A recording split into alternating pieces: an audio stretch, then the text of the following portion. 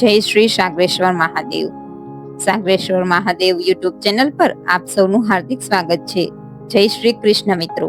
આ પવિત્ર પૂર્ણ પુરુષોત્તમ માસની દિવ્ય કથા માળામાં આપ સૌનું હાર્દિક સ્વાગત છે. અધિક માસ એટલે ભગવાન શ્રી હરિને પ્રસન્ન કરવાનો વિશેષ સમય. આ માસમાં ભક્તિ, જપ, તપ, દાન અને કથા શ્રવણ કરવાથી જીવનમાં સુખ, શાંતિ અને પુણ્યનો પ્રકાશ ફેલાય છે. આજે આપણે સાંભળવા જઈ રહ્યા છીએ અધ્યાય 3, પૂર્ણ પુરુષોત્તમની પધરામણી. આ કથા માત્ર એક પધરામણીની નથી, પરંતુ ભક્તિના ભાવ, શ્રદ્ધાની શક્તિ અને ભગવાનના આગમનની દિવ્ય અનુભૂતિની અદ્ભુત ગાથા છે. જ્યારે ભક્તના હૃદયમાં સાચો પ્રેમ અને નિષ્કષ્ટ ભક્તિ હોય ત્યારે ભગવાન પોતે તેના દ્વારે પધારે છે. આજની આ પવિત્ર વાર્તા આપણને એ સંદેશ આપે છે કે ભગવાનને વૈભવ નથી, પરંતુ સુખ ભાવ પ્રિય છે. તો ચાલો મનથી શ્રી હરિનું સ્મરણ કરી અને ભક્તિના દીપ પ્રગટાવીને શરૂ કરીએ આજની દિવ્ય કથા. અધ્યાય 3, પાવનધારા 3. પૂર્ણ પુરુષોત્તમ પ્રભુની પધરામણી. સીતાપુર નામે એક ગામ હતું.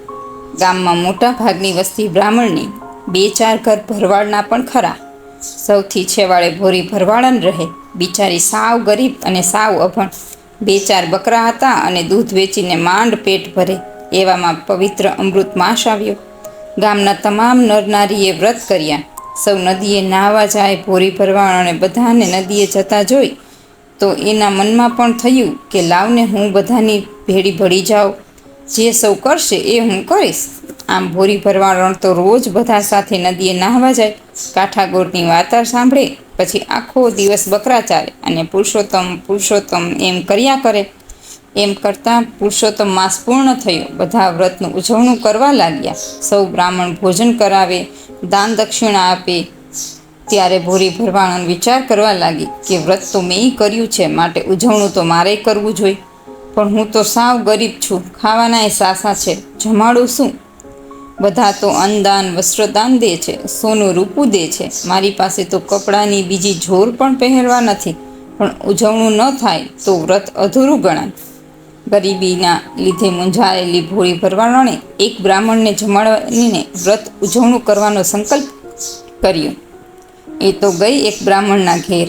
હાથ જોડીને કહેવા લાગી કે હે ભૂદેવ, મારા આજે વ્રતનું ઉજવણું કરવાની ઈચ્છા છે, તો મારા ઘેર જમવા પધારવાની કૃપા કરો. ત્યારે બ્રાહ્મણે કહ્યું, રજપત્તા લાડુ અને મનપસંદ દક્ષિણા મળે તો હું જમવા શા માટે ન આવું? લાડુ અને દક્ષિણાની વાત સાંભળી ભોળીના મુખ પર વિષાદ છવાઈ ગયો. એ ઉદાસ અવાજે બોલી, હે ભૂદેવ, હું તો સાવ ગરીબ છું. જિંદગીમાં મેં કદી લાડુ ખાધો નથી. મારા ઘેર તો જુવારની ખેસ છે ને પીવા છાશ છે. હું તમને ઘણા પ્રેમથી જમાડીશ. ખેસ છાશની વાત સાંભળીને બ્રાહ્મણનું મોં બગડી ગયું. એણે તો સોય ઝાટકીને જમવા આવવાની ના પાડી દીધી. ભોળી ભરવાડ નિરાશ થઈ બીજા બ્રાહ્મણના ઘેર ગઈ. ત્યાં ના સાંભળવા મળી, રજપત્તા લાડુ છોડીને ખેસ છાશ ખાવાની કોણ હા પાડે? ભોળી તો ગામમાં એક બ્રાહ્મણના ઘેર જઈ આવી.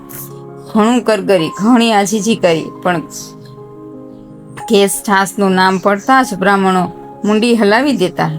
જ્યારે બધાએ ના પાડી ત્યારે ભોળીની આંખમાં ઝરઝરિયા આવી ગયા. જિંદગીમાં પહેલી વાર એને પોતાની ગરીબીનું દુઃખ થયું. એ સંતાપ કરવા લાગી.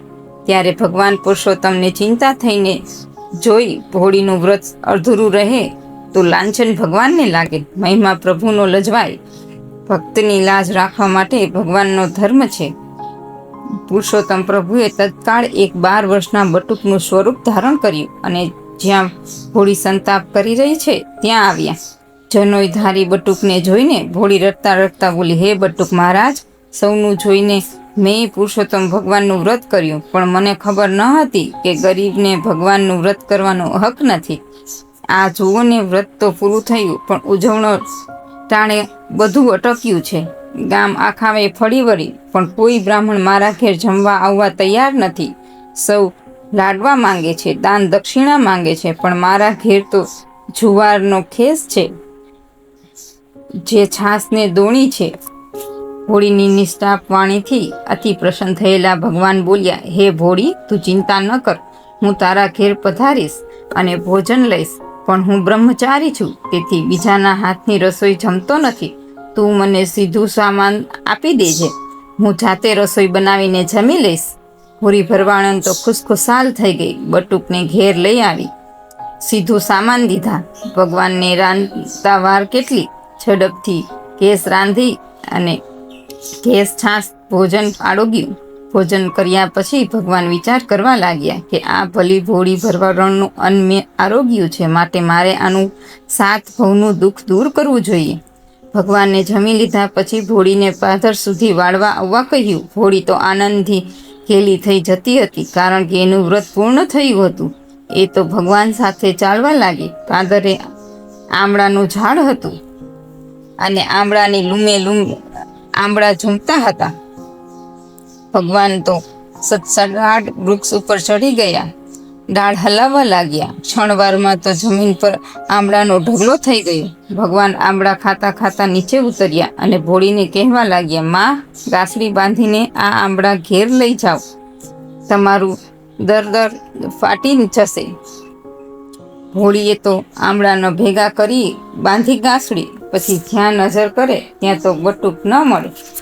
ભોળીએ બધે જ નજર કરી, પણ ક્યાંય બટુક ન દેખાયા. એટલે ભગવાનની લીલાનો મહિમા ગાતી આંબળાની ગાસડી લઈને ઘેર આવી. ભૂખ કકડીને લાગી હતી.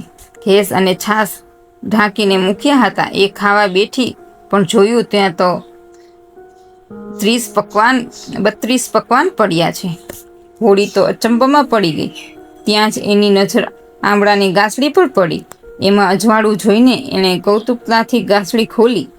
જોયું તો આંબળા નહીં, એમાં તો હીરા, માણેક અને નીલમ હતા. ભોળી તરત સમજી ગઈ કે વ્રતની રાજ રાખવા સ્વયં પુરુષોત્તમ ભગવાન મારા ઘેર પધાર્યા છે. વાત સમજતા ભોળી વલોપાત કરવા લાગી. અરે, હું કેવી અભાગણી છું! ભગવાન મારા આંગણે આવ્યા અને હું ઓળખી ન શકી. મેં એમના ચરણ પણ ન ધોયા. મારો અવતાર એળે ગયો. મારું ઘર પવિત્ર થયું, પણ જીવન પવિત્ર ન થઈ શક્યું. હે પ્રભુ, તમે ભલે મને છેતરી, પણ હવે અન્ન જળ હરામ છે. તમે દર્શન દો તો જ જીવીશ, નહીતર મરીશ.